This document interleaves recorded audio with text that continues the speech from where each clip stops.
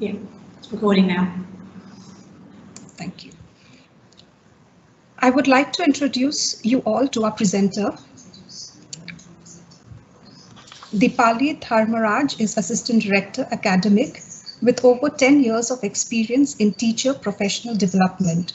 She specializes in project design and academic quality assurance. Her interests are in self-directed learning, EdTech, public policy, and instructional design. She believes in lifelong learning and the power of collaborative communities of practice. Dipali has a master's in sociology and diplomas in teaching English, advertising, and public relations. Over you to Dipali. Thank you. Thank you very much, Judith. I'm just going to share my presentation now.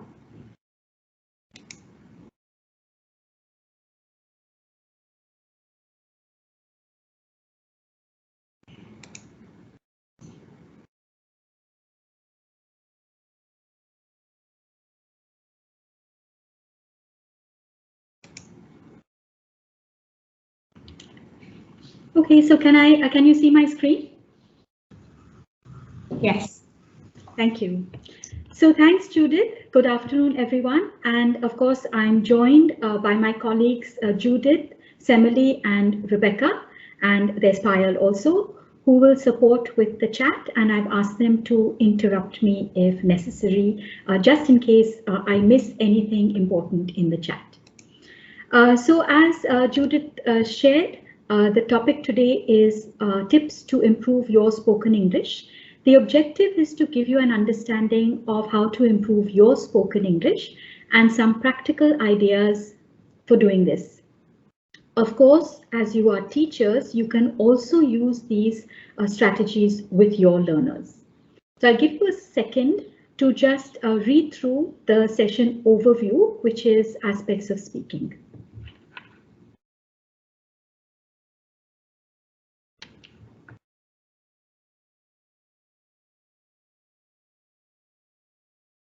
And if possible, please have a pen and paper ready, or even just your mobile phones with the notes app open. Thank you for that thumbs up. Okay, so this session is divided into three parts. The first part is understanding speaking. Then we'll look at building awareness. And the third part will be practicing and what strategies, techniques, and activities we can do to practice our speaking. I will now request my colleague Judith to please launch the poll. Please select an option from the poll. It will appear on your screen and click submit, but don't click done. Don't click done because the poll will then disappear from your screen.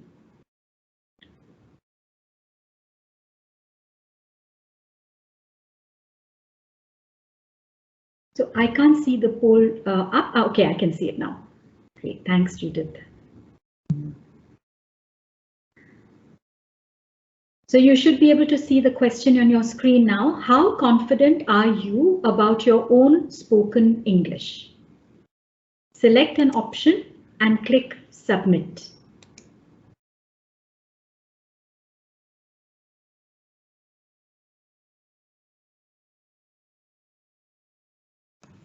Can I just say that if you are on a mobile device and you can't see the poll on your screen, go to the chat and then you should see it in the chat. Thanks, Becky. Okay, I can see that most of you are somewhat confident. So I think you can also see the percentage on your screen. It's at 67% now are somewhat confident. And 29% are extremely confident. So thank you very much. Judith, if you can close this and launch the next poll, please. You all can click done now.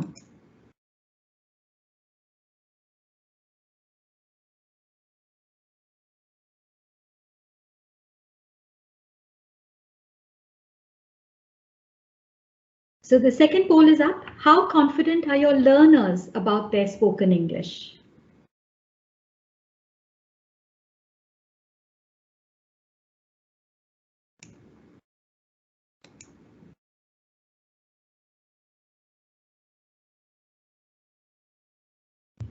It's interesting here. I can see even as the results come up that most of you say that your learners are somewhat confident, but there's also 31% that says not confident. And it's different from what was shared in the earlier question about your own spoken English. So I think it's safe to assume that you are somewhat too extremely confident with about your spoken English, whereas your learners need support and help. And I hope that this session will provide you with some techniques and strategies to do that. Thank you very much, Judith. We can close the poll now. Right, so let's move on to the first part of this session, which is understanding speaking. You can see 3 pictures on your screen and 3 questions. What situations do these pictures show? Would you use the same spoken language in each? And what kind of differences are there? So you can put your answers in the chat to the 3rd question in particular. So you can identify the situation. So for example, what is the first picture show? What situation? Anyone in the chat? I can see the chat here on my screen. What situation is that? Yes, telecounseling. Telecounseling would be what kind of? Is it informal? Is it a professional or a personal setting? Yes, that's a telephone operator, right? Right. What about the second one? It's professional. Thank you, Uday.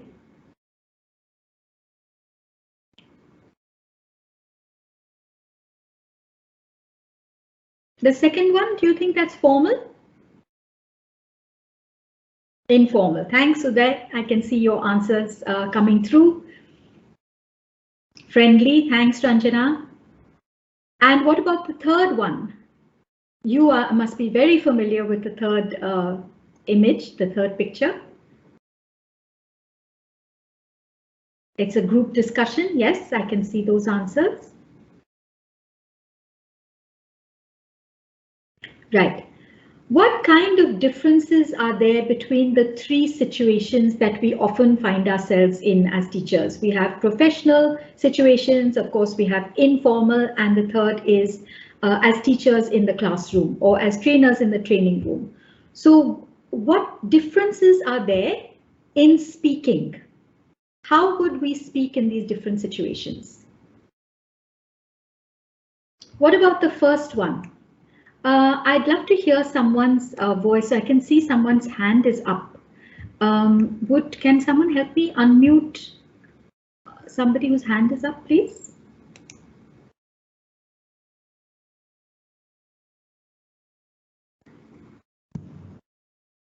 Sure, I'm going to allow Manjit, who's first there, to unmute themselves. Manjit Sharma, I've allowed you to use your microphone. If you unmute yourself, you should be able to respond. Thanks, Becky. Manjit, what are the differences in the 3 pictures? Can you please let us know? Yes, good afternoon, ma'am. Yes, ma'am, in the first situation, actually we have to be confident when we are talking with someone. It may be anyone who actually needs you. And in the second situation, we have to be comfortable with our friends. And in third, we are a representative. So we have to be confident towards our children. So that's all, ma'am, from my side. Fantastic. Thank you very much. Thank you. Thanks, ma'am. I'm going to put some points in the chat so you're able to see those also. So in the first one, for example, it's work, we'd be friendly. Sorry, just give me a second, please. I'm just going to put this in the chat. For some reason, it isn't happening.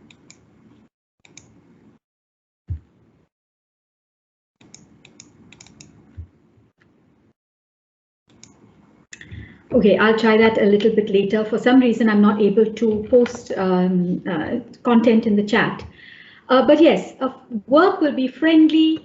friends will be informal, maybe a lot of in jokes, and there'll be a lot of talking over each other. Maybe it'll be bilingual or multilingual, and of course in the classroom you would use graded language, so you would lower the level of your the way that you speak, so that your learners would understand. It would be authoritative, and of course you would also use multilingual instructions.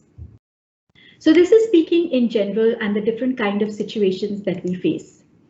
Look at this email. So there's an email here, and we're looking at the difference between written and spoken English. So for example, I'll read out one sentence from the email. It says, you expressed an interest in learning more about how you can improve your spoken English. I'm pleased to inform you that our free online resource Get Talking is now available. Is this how anyone speaks?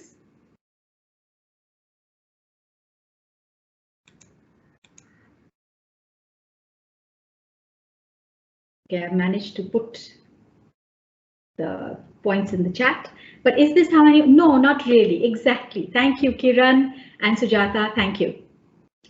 Now you're going to hear a clip to give an example of the difference between written and spoken English.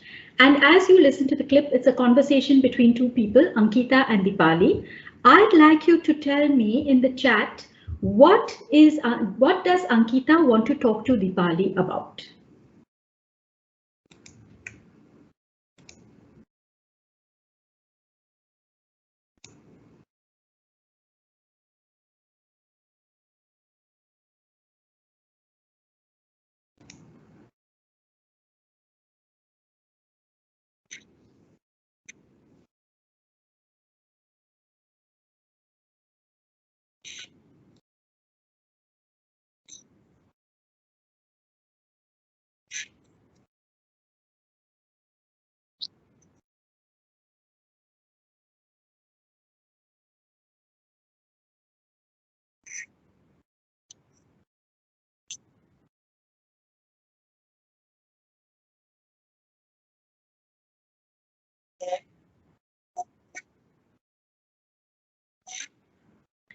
Okay, what does Ankita want to talk to Dipali about? I hope you could hear the audio. Yes, spoken English. Maybe she says she wants to discuss something, so we don't really know what she wants to discuss. Becky, can I check? Could you hear the audio? Yes, I could. Yes. Okay, great.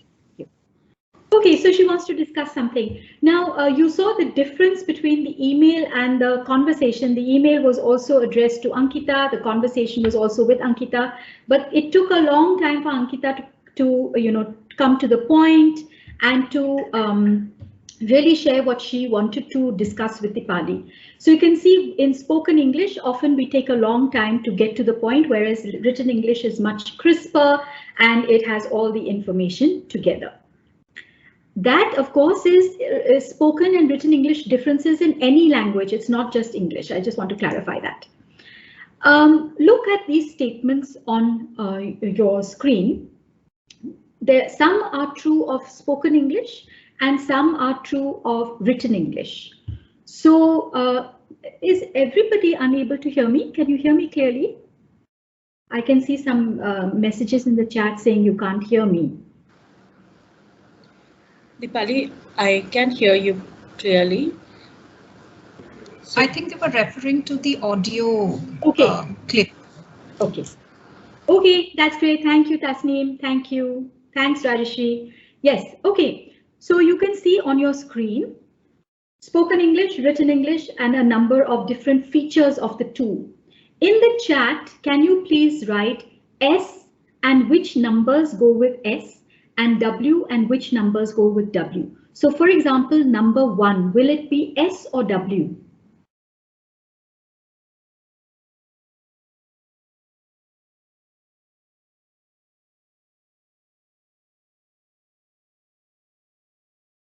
Thank you. Very good. 1 is W. Right. Can you please do all the others? There are 5 features. So can you please tell me how where they are placed? Spoken English or written English?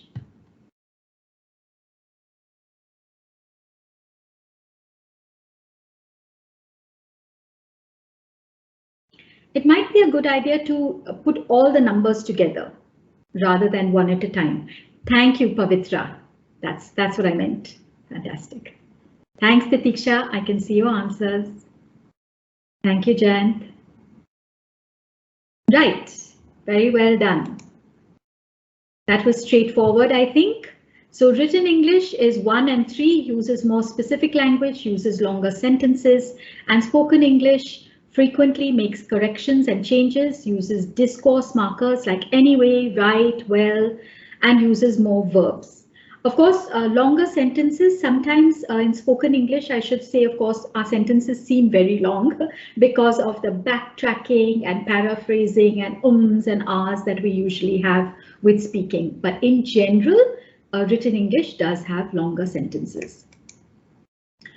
In addition, of course, again, it says shorter sentences, but I did clarify that.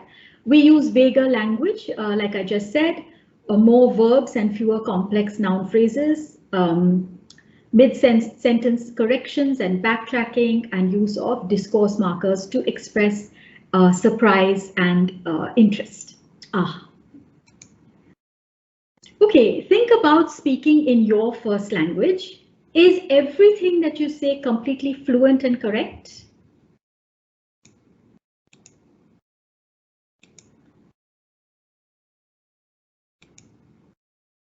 No, thank you, Himadri. Thank you, Gauri. Yes, it isn't. And we are very tolerant of mistakes that we make perhaps in our first language, but sometimes we feel for some reason that we have to speak absolutely perfect English when we speak, or we don't speak at all. So obviously, you know, there isn't any such thing as absolutely accurate spoken English. And I'm talking about in a general sense, informal. And can you always understand what people are saying, even in your own language? Can you always understand what you're saying, what they're saying? No, right? I'm doing a course at the moment in public policy, and it is loaded with economic terminology, and sometimes I don't understand everything either. So even though I feel that I'm very fluent in English, so it is the case that sometimes you don't understand everything. So what strategies can we use when we speak in English? Let's look at those. So in social and professional contexts, it's a good idea to be familiar with the context, to ask questions, to paraphrase, to rephrase, and don't worry about mistakes. Just speak. It is difficult, yes, even in your own language. And in the classroom, because you are teachers, it's a good idea to script the instructions that you use. You remember in early on in the presentation, we talked about how important it is for you to grade your language when you're with your learners. You don't speak at the same high level as you would with your peers. So it's a good idea to grade your to script your instructions so that you can see how high or low the level of your language is, so that you can adjust it accordingly with your learners, and rehearse stories that you will tell. So let's look at some important aspects of speaking. So in the chat, can you please tell me, if you were to divide speaking into two categories, what would they be? And of course, I know I have many of my colleagues who are freelancers and examiners on this in this webinar. So how do we divide speech?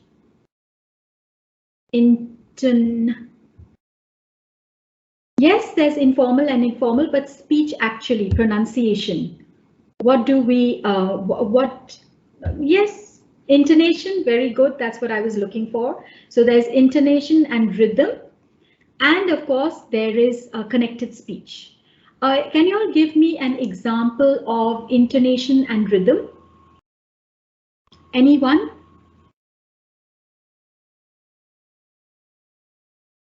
What is an example of intonation and rhythm?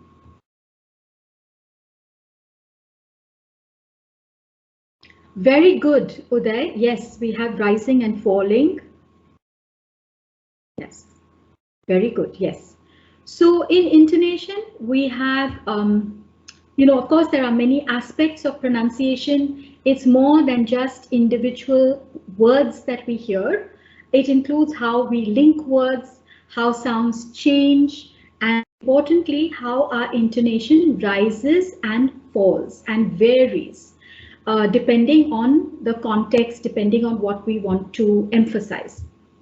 So in the first aspect of intonation, we have word stress. So one word has one stress. For example, let's take the word international. Where is the stress in the word international?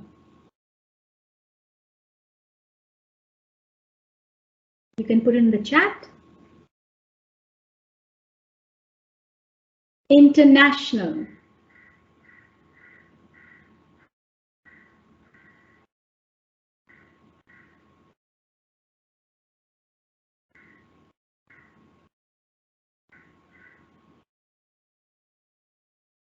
International.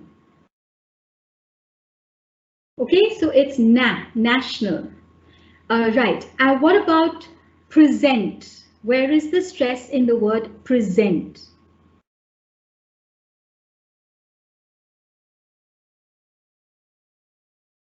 Yes, present, present. So it's on the second syllable. What about present?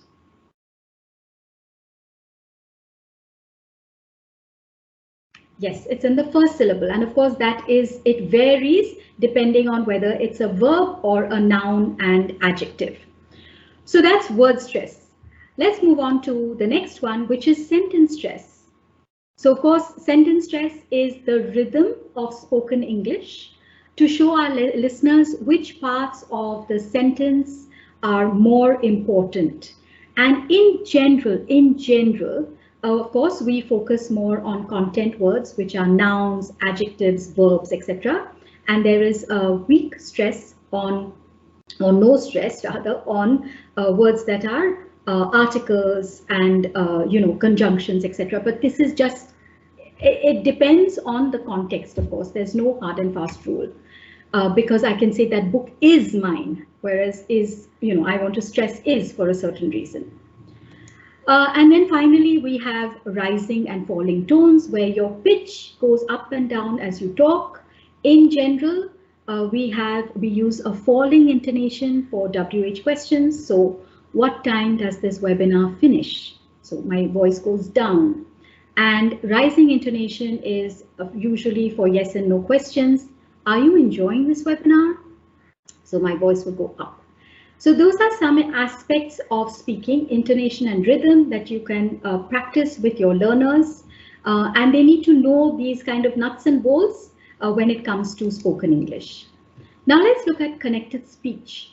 When we speak naturally, we don't pronounce a word and then stop and move on to the next word, right? Fluent speech goes in a rhythm. It has a rhythm to it. It has a tune, a music to it.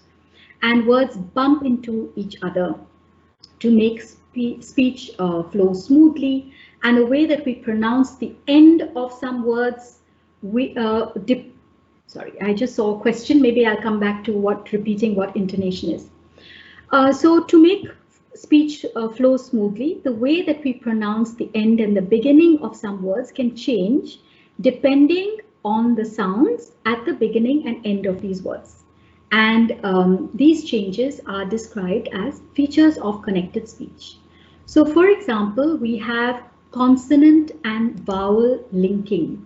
So when you have a consonant and a vowel together, you have to link, the sound changes. So for example, come over, come over.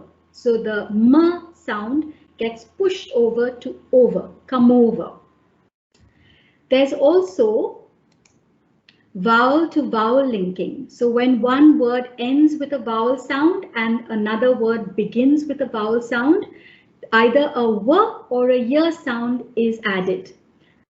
Also, this happens within words. So for example, idea. So you can hear between the E and the A, a y sound, idea. and then no idea. So you can hear the W sound between the yeah, okay, thank you. It's called Sandhi in Indian languages. Thank you for that, Rashmi. So you can hear the W sound. Can you tell me what this symbol on the screen is? Anyone?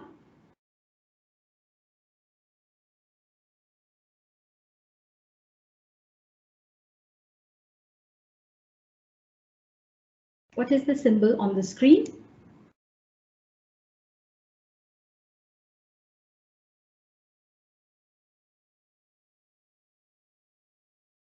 Very good, Titiksha. Thank you. Yes, that is a schwa.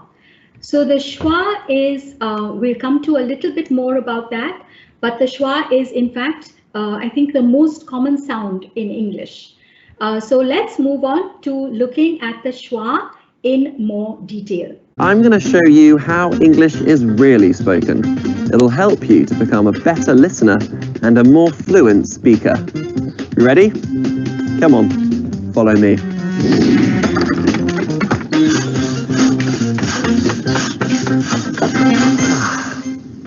Now, there's an idiom in the English language that means that something is really easy. Any idea what it is? Well, here's a clue. Do you know now? Let's ask the people of London. It's a piece of cake. It's a piece of cake. It's a piece of cake. It's a piece of cake. A piece of cake, an expression that means that something is really easy to do, as well as meaning a piece of cake. But listen again to the words a and of. They're actually pronounced the same. What is the sound, and are those words stressed? It's a piece of cake. It's a piece of cake. It's a piece of cake. It's a piece of cake. The words a and of are both pronounced as and they're not stressed. The sound is the most common sound in the whole English language. It's so common that it even has its own name, schwa. Now, it can be difficult to hear the schwa because it's never stressed. However, it's a vowel sound that's used in many grammar words, like articles and prepositions. Here are some more examples. I like a cup of tea in the morning. Could you get me a packet of biscuits? Can you give it to me? I had an apple for lunch today. So, you've heard the examples, and now it's your turn. Are you ready to start? Listen and repeat. I like a cup of tea in the morning. Could you get me a packet of biscuits? Can you give it to me? I had an apple for lunch today. Great work. Now remember, if you want to learn more about pronunciation, then please visit our website, bbclearningenglish.com.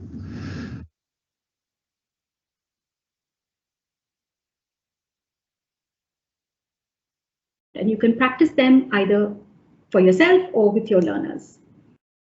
So let's move on to part 2, where we're talking about building awareness. Look at these different ways that you can build your own speaking skills or the skills of your learners. Which ones do you use? Can you tell me if you use any of these? So there's music, there's films, there's TED Talks, YouTube.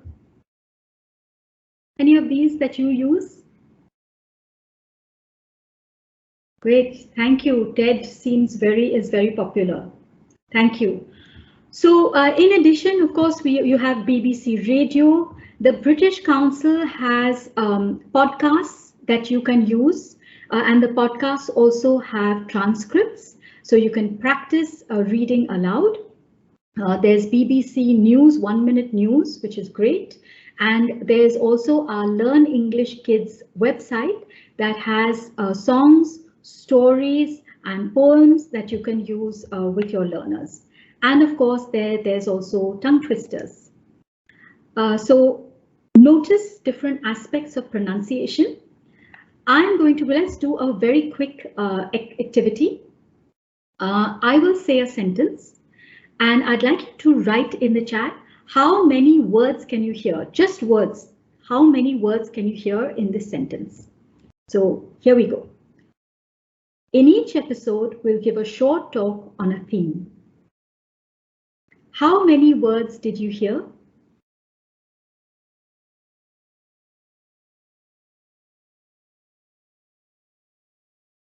Interesting.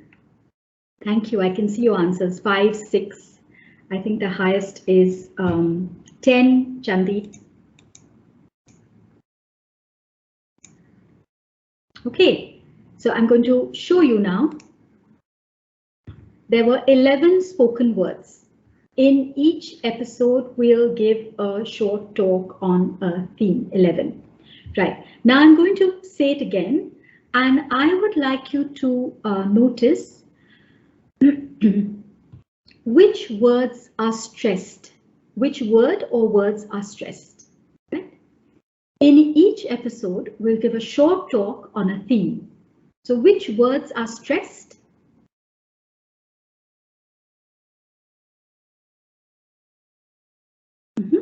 Each, yes.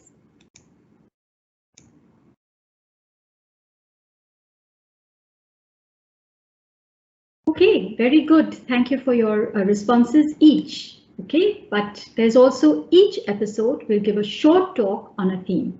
Right, now the last task for this is, can you think about, we just talked about how words get pushed together. So can you identify the words that are pushed together? Think about vowel and vowel linking, right? In each episode, we'll give a short talk on a theme. Which words got pushed together? Wheel, yes, that's a contraction. Very good. Very good, Meghna, sorry. Very good, Meghna. Honor, yes. Yes. Well done. So in each episode, we'll give a short talk on a theme. So this was just one example of a sentence. It's taken from one of our podcasts. And you can use something like this. Like I said, there are transcripts, so you can use something like this with your learners and also get them to notice how words get pushed together, how different words are stressed. I talked about the different songs and stories that are available on our Learn English website. So there are just 2 here. This one is about chocolate cake, it's about food, and the other one is about doing chores at home. I'm just going to try and post those in the chat so that you can access them. So I'm not going to play them now because we did have so many difficulties with the audio for the previous activity. But these are just some examples of how learners and you can develop the rhythm of speaking and speaking fluently. So we move on now to the third part of this webinar, which is practicing English. So the first way that you could practice is, of course, on your own. So building your toolkit on your own individually. And for that, we'd say listen to lots of authentic English. Notice aspects of pronunciation, so count words like we just did that activity. Notice how words don't match spelling, so psychology is one example. Practice and repeat saying sentences and record yourself. Listen to your recording. Can you think of any other ways that you can practice on your own to develop your speaking skills? Anyone?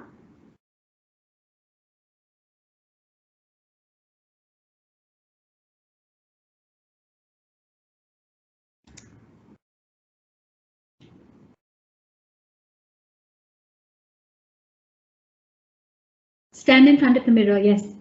It's interesting. I think standing in front of the mirror is good, but in reality, we don't really speak in front of a mirror, right? In reality, we speak like this. So I think it's a good idea to, if you're giving a webinar, to practice how it would be in real life. So that's the only thing I'd say. Watching movies, yes. English club, I think maybe that's a club that you have. Himadri, I'm not. Thank you very much for that. Yes, trial and error, exactly. Okay, so that was practicing alone individually. Now let's look at practicing with a friend. And for this, I'm going to need 2 volunteers. I can see some of my colleagues are also here, so maybe I'll just call on them. Titiksha and Rajeshri, if you don't mind, just in the interest of time, if you could please, if I could nominate you.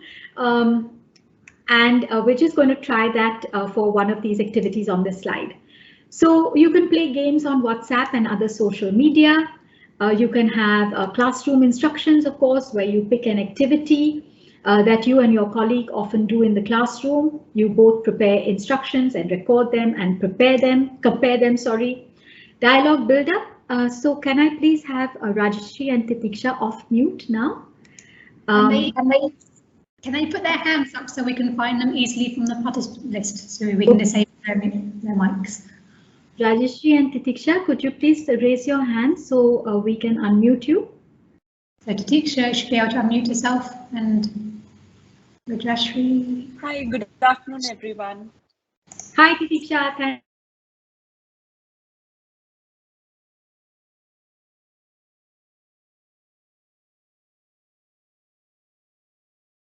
Yeah, Rajeshri can unmute herself now.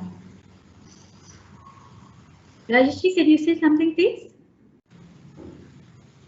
I think we should be able to unmute yourself, Rajeshri.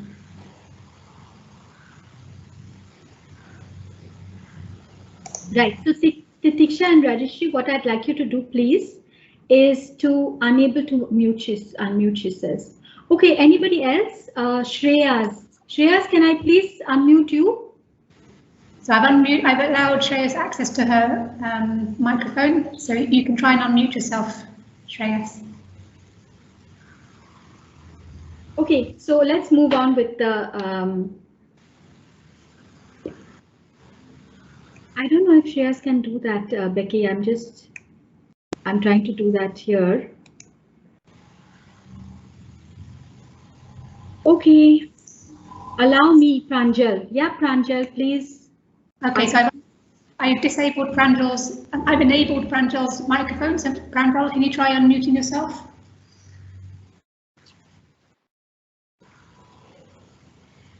Hello. Yeah. Yes, fantastic. We can hear you, Pranjal. Thank you. Okay, so Titiksha and Pranjal, can you please look at the 2 pictures? Let's go with the picture with the bird. One person can start the dialogue, maybe just say something, and the other person can ask questions. Can you do a quick dialogue build up with that picture, please? Sure. So who would like to start? Yeah. You start, please. All right, thanks. I think nature is one of the best ways of rejuvenating yourself and getting back to being your own self. The colors in nature, they revive us all back from our monotonous, dull lives. What about you, Pranjal? Do you feel the same way? Of course, I feel the same way because I live in nature. I live at a beautiful place surrounded by trees, flowers and all. And definitely when you wake up in the morning with the sound of birds, it makes you feel healthy inside. You're not waking up with the horns of or the noise of the city, and you wake up with the birds, you see the sunrise, you can breathe fresh. It's amazing to be in the nature, and I can say that with my experience because I'm living at a beautiful place. I quite agree with you, Pranjal. Thank you very much. Well, I too feel that. Yeah, thanks. We'll move on. Thanks a lot. That was a great impromptu conversation. Thank you very much. And thanks for being so sportive, taking that up. So yeah, that's just one example. Of course, both Titiksha and Pranjal are very fluent, but you understand with your learners perhaps who may be somewhat confident, you might need to help them and give them some scaffolding and support as they build a dialogue together. Then, of course, there is describing a lesson or a recent experience. That's self-explanatory. So we did practicing alone individually. We talked about practicing with a friend. And finally, you can practice with a group of colleagues. I won't describe each of these activities in detail. I have them on my notes, so I'm just going to copy and paste them in the chat, and you will be able to have reference to them, or you can just copy that very quickly. So I'm just going to put that in the chat now.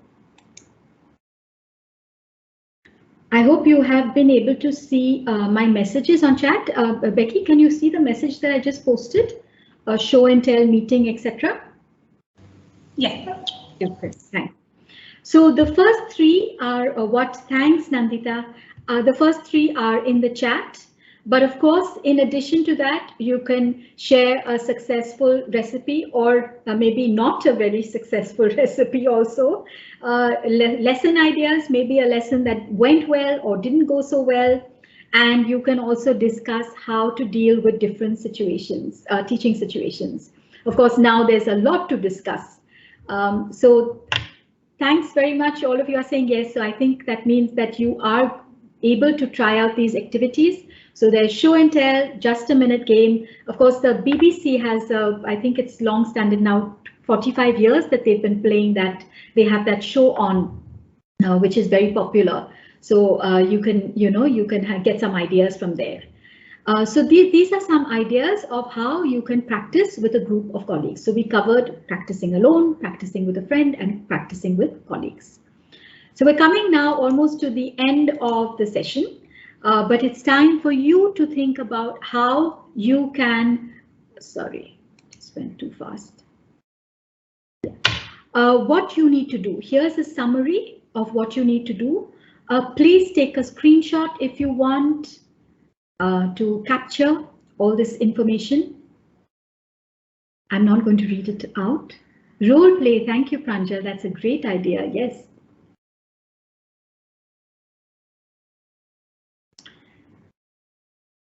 Yes, Babita, there is attendance. I think you mean feedback. There is a feedback form. It's coming soon. Yes, this will be available on YouTube, not immediately, maybe over the next few days. I think we've set 7 dates, and also on our website. We'll have these slides for you on our website also, on the English Connects page. Yes, Sally, just a minute, please. So what action will you do? I'd like you now to make a note of, think about all the activities and resources that you heard about today. Decide on 3 or 4 actions that you will take. Here are some examples. My friend Lakshmi and I will practice classroom instructions, etc. We talked about Get Talking. So we have a free resource available for teachers to improve their language proficiency for use in the classroom. Yes, you'll get a certificate. As soon as you finish the feedback form, you will receive a certificate on email. But before that, can you please note down 3 or 4 actions that you will do each week to improve your spoken English? If you like, you can put it in the chat also so everybody can see what you'd like to do. If you've read James Clear's book on atomic habits, he talked about how we can build new habits, make it easy, make it attractive, and make it rewarding. So think about how you will practice your own English and make it easy, make it attractive, and make it rewarding for yourself and for your learners.